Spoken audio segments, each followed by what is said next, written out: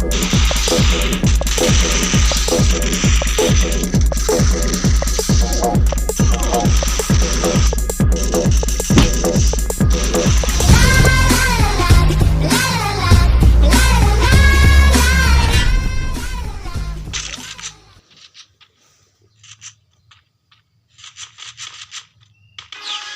ุแมง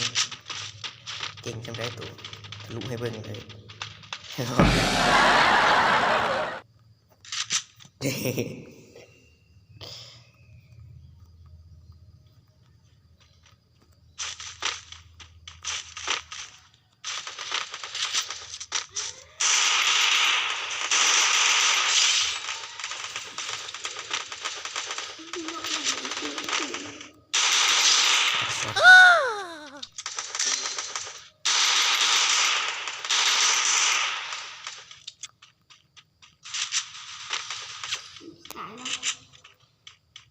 นี่น้ำมูกอ่ะนี่เธอทำยังไงอีเธอคนสามารถที่จะชนะตัวเลย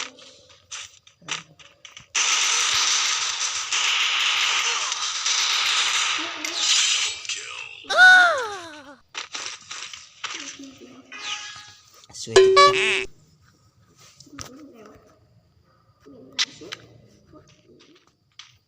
มันอยู่ในชั้นสองบานเลย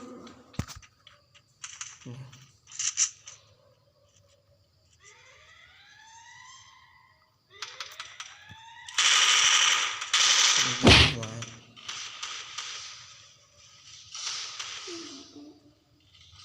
แล้วชั้นสองอีกหลังหนึ่ง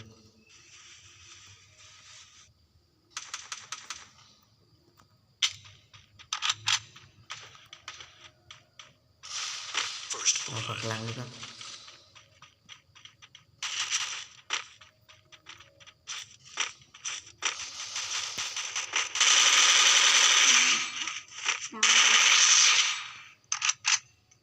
เพื่อนกันแล้วเพื่อ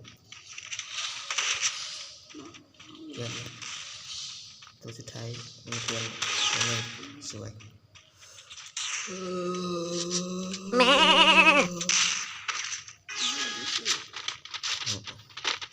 เอาไกลแบบเลยมันอ้อมมามันมาดิ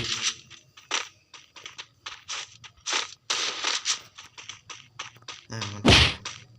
อยู่ชั้นเทิงพุ่งไปเลยมาสับมาตัดเยอะ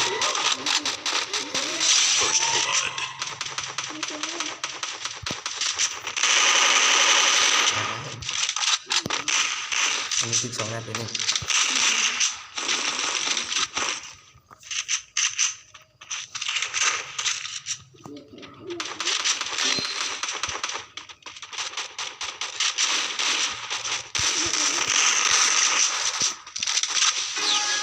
นิสัยให้ลูกกายไปเพื่อนจังหวะนี้เพื่อนแรงขึ้นไป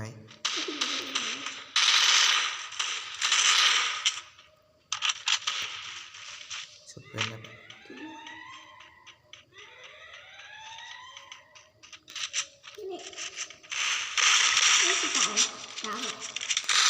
นี่คือตายเลย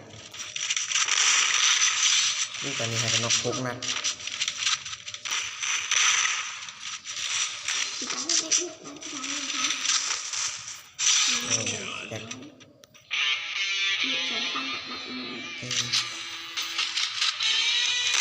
ก็คือแบบ900ครับพี่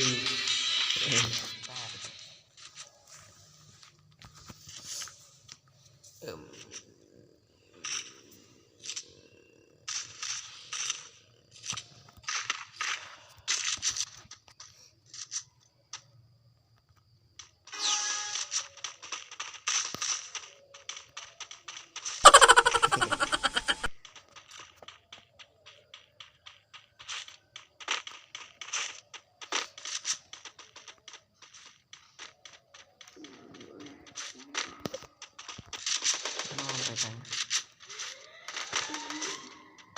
นี่มันออกมาเพื่อนนี่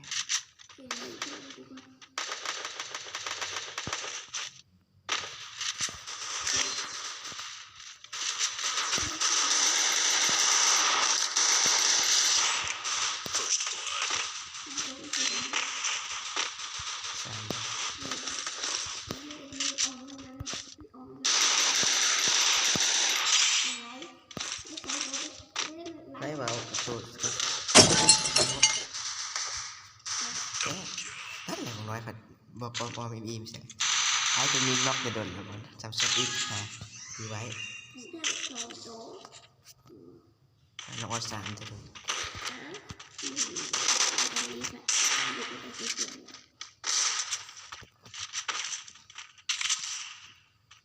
ที่สีนี้ชอบหลายออกสีสีหมดดี เงินน้อยหอดอะไรอย่างนี้เป็นกระป๋องกระแปกเลย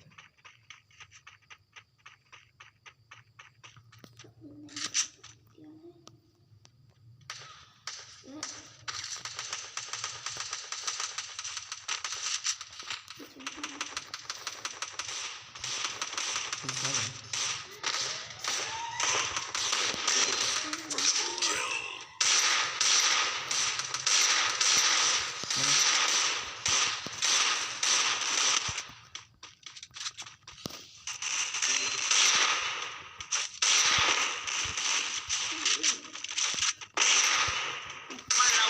บ้านเราเพื่อนชุบก่อน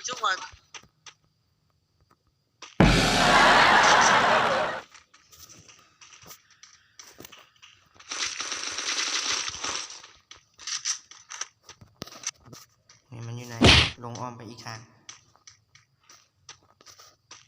เห็นไหมสองพวงนะเดี๋ยว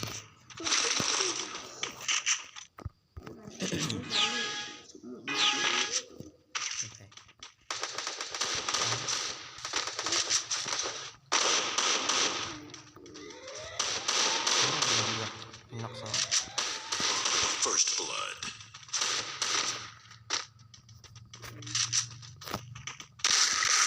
ใช่ไหม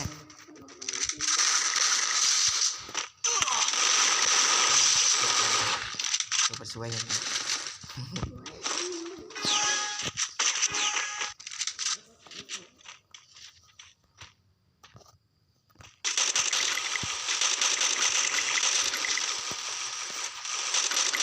First สวย blood. เกินสวยโอเคตัวน้ำเห็น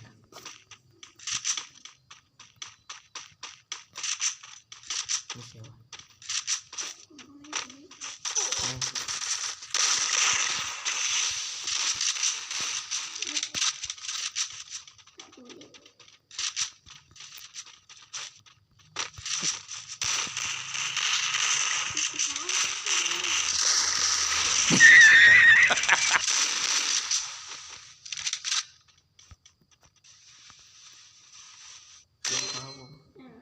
เอาวงที่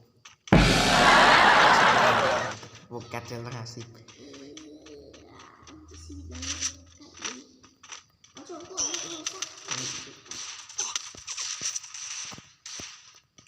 ขึ้นเนี่ยวะ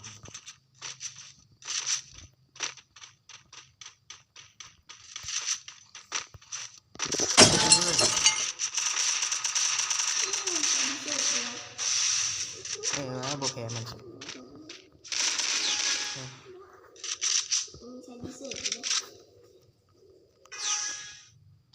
โอ้แขน CGG เอาไปให้มันยิงกึบ ไม่ได้แล้ว ก็คือเล่นคือบอสมันนั่นปะ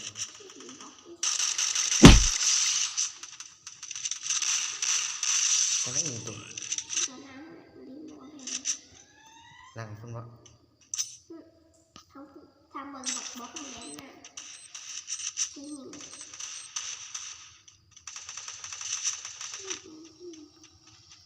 ไม่มีซีพีซี เนี่ยข้างๆครับเดี๋ยวเอาใช้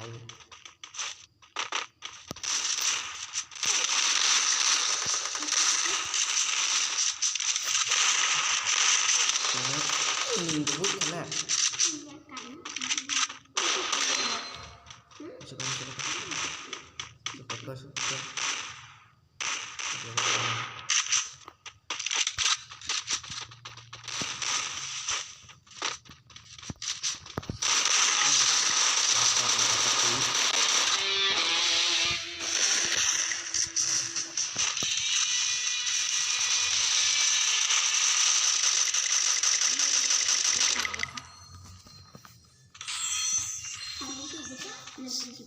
10 ดาวอะครับ